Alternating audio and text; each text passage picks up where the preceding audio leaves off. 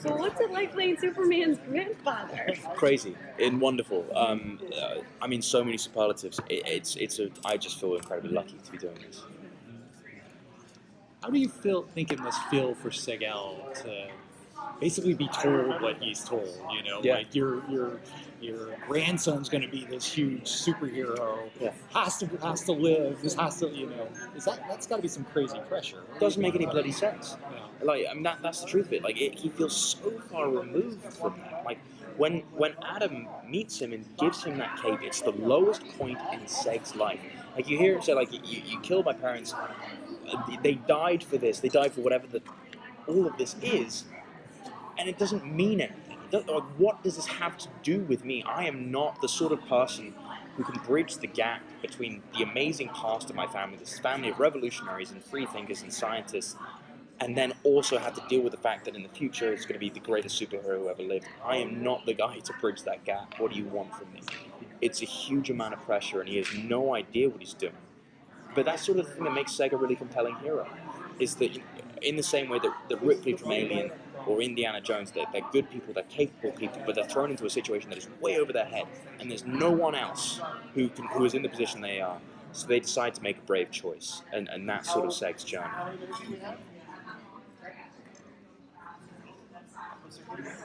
So I've heard the other Cameron say that although the story is set 200 years in the past, it is a contemporary story and it relates to what's going on right now. So Yeah. can you just speak more to that?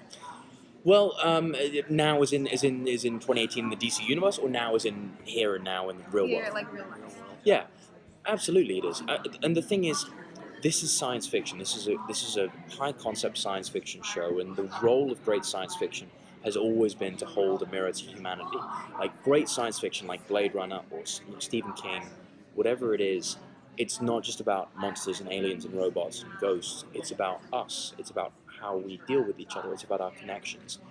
And those are the things that ground a story and make a story important. And we very much felt that through this story we had something to say, and we feel a responsibility to say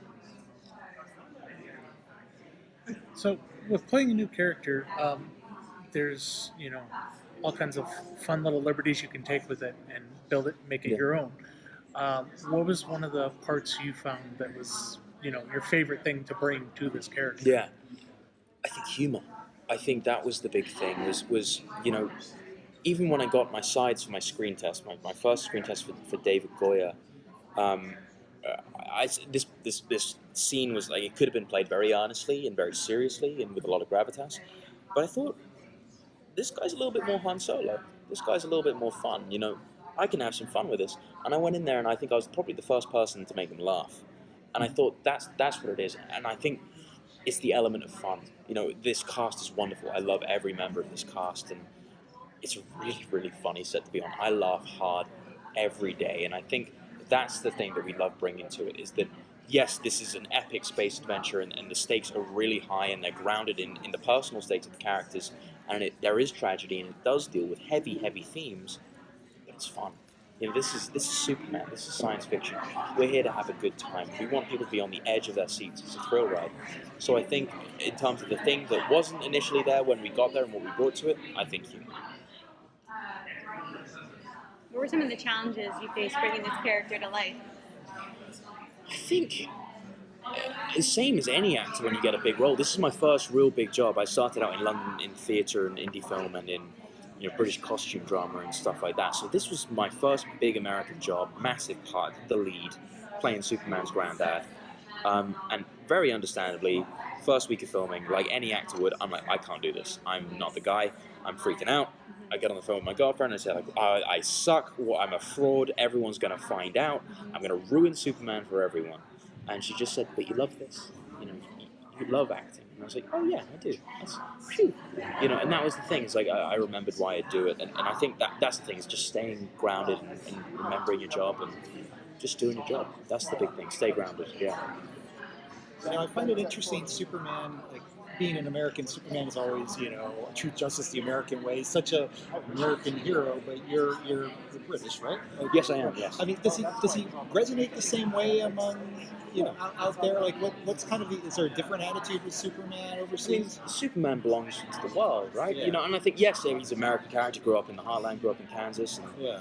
the thing is, the American way, though, it's why America, through our history, has been such an interesting country as well. Is that Superman is the ultimate immigrant story. Yeah. You know, he came from elsewhere. He came to America, and he had all of these amazing abilities. And he grew up here, and he decided to give back.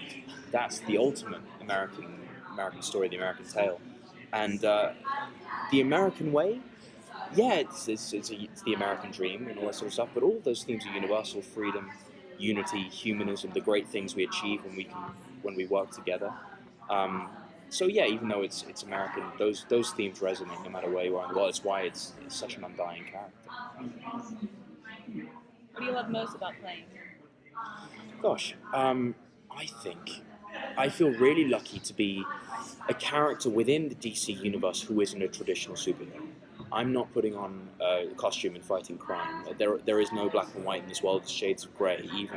Even the villains believe they're doing the right thing, and the heroes lose a lot.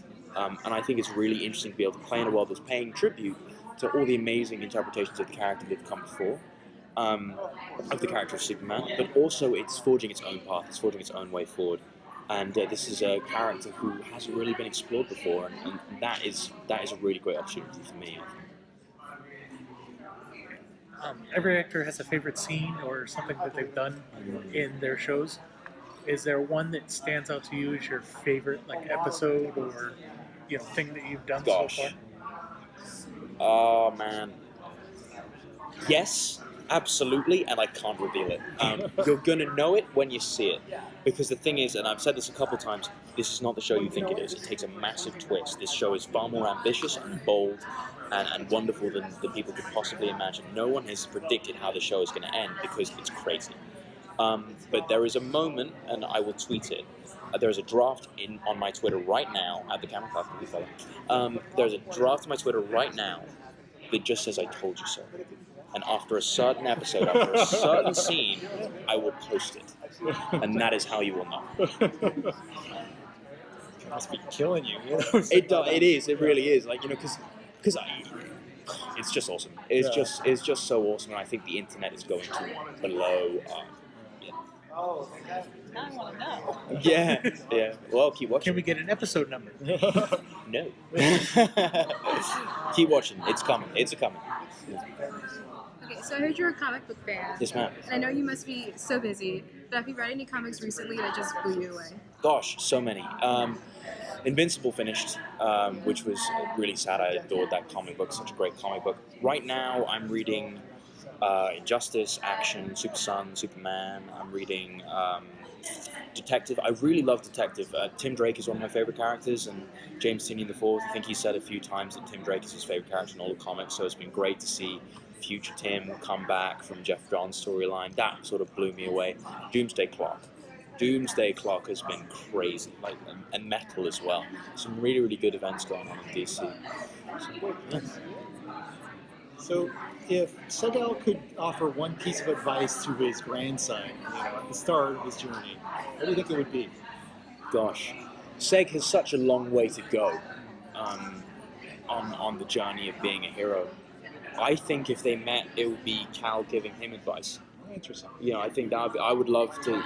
It's not in there, but I would love to have a scene of Superman sitting down with Seg. Because that is the awesome thing about the character of Adam Strange, is that Adam Strange knows.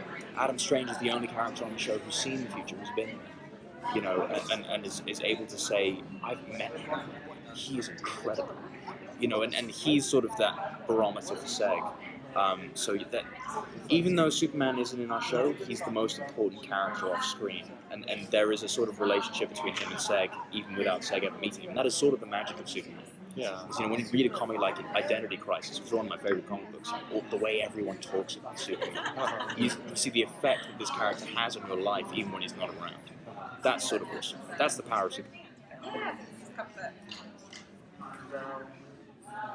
Could there be any jealousy? So Adam knows Superman. So I'm just hoping that as the season kind of progresses, there's like little hints of it. You start to see something maybe that's like, who is this guy and why are you so? Absolutely, because it doesn't make any sense to Seg. I mean, I wouldn't say jealousy, but the thing is, indelibly in Superman's legacy, Krypton has to die for Superman to live.